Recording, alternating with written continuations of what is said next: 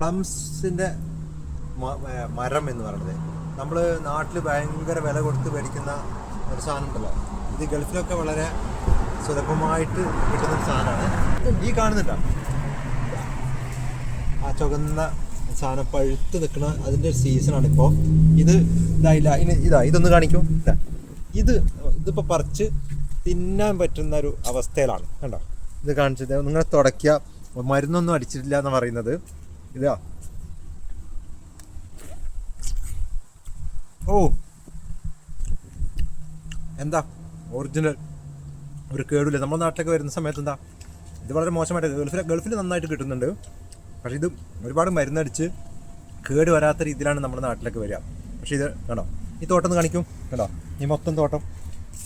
പിന്നെ വീണ് കിടക്കുന്നത് താഴെ, ആർക്കും വേണ്ടാതെ, ആർക്കോ